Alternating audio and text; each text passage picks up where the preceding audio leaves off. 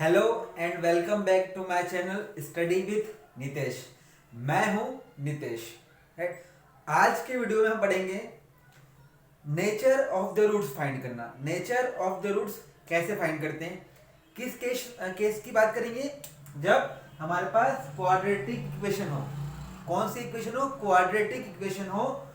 Quadratic equation हो तो हम निकालना सीखेंगे नेचर ऑफ द रूट्स। क्या निकालना सीखेंगे? Nature of the roots.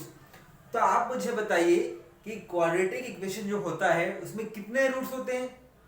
Yes, उसमें दो रूट्स होते हैं। मैक्सिमम दो रूट्स ही हो सकते हैं, क्योंकि क्वाड्रेटिक इक्वेशन की हाईएस्ट पावर कितनी होती है? 2। इसलिए रूट्स कितने होंगे? 2। तो हमको सीखना है कि उसके जो रूट्स हैं उसके नेचर कैसे हैं। क्या वो रियल रूट्स हैं?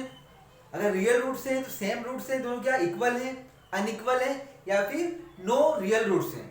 तो कैसे फाइंड करेंगे? तो उसके लिए आपको जानना होता है, एक टर्म है डिस्क्रिमिनेंट। क्या टर्म है? डिस्क्रिमिनेंट। डिस्क्रिमिनेंट जो होता है इसको डी से रिप्रेजेंट करते हैं। क्या चीज है? डिस्क्रिमिनेंट का फॉर्मूला होता है b² - 4ac।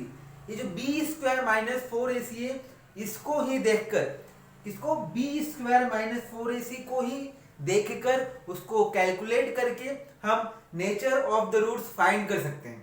Remember, b² - 4ac को फाइंड करके nature of the roots find हम कर सकते हैं कि nature of the roots equation, given equation की क्या है।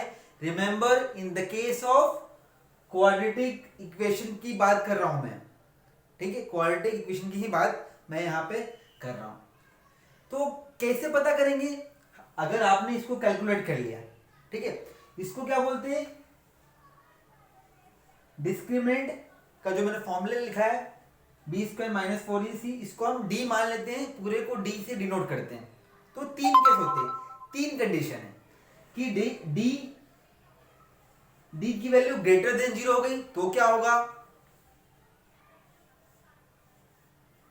d की वैल्यू लेस देन 0 हो गई तो क्या होगा, और d की वैल्यू इक्वल टू 0 होगी तो क्या होगा। ये तीन केस है। राइट, तीन केस क्या हुए? d greater than 0, d less than 0 और d इक्वल टू 0। तो याद रखिए कि जब d लेस देन 0 हो गया, लेस देन 0 का मतलब क्या? अगर d निगेटिव हो गया तो नो रियल रूट्स, रूट्स जो होंगे कोई भी रियल नहीं होंगे, तो नो रियल रूट्स।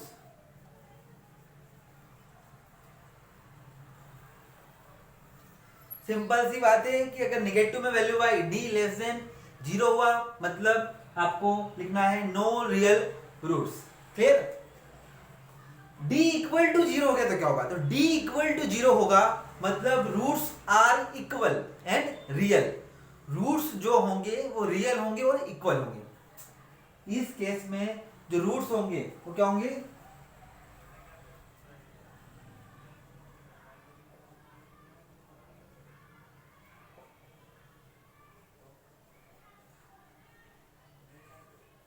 क्लियर है? d इक्वल टू 0 में समझ में आया? रूट्स इक्वल हैं और रियल भी हैं। रियल मतलब क्या बताऊंगा, ठीक है। d greater than 0, d greater than 0 पे क्या होगा? तो d ग्रेटर देन 0 में रूट्स रियल तो होंगे बट डिफरेंट होंगे, डिस्टिंक्ट होंगे। तो roots are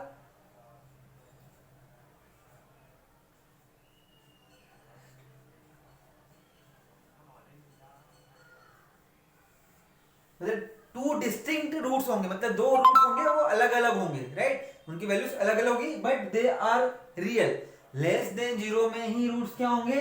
no real roots होंगे। बाकी दोनों केसों में रूट्स रियल तो होंगे बट ग्रेटर देन 0 में डिस्टिंक्ट होंगे, मतलब अलग अलग होंगे, और इक्वल टू 0 में रूट्स इक्वल होंगे। रिमेंबर, ये चीजें ध्यान रखिएगा, इससे आप nature of the roots find कर सकते हैं बिल्कुल आसानी से, कोई डाउट नहीं।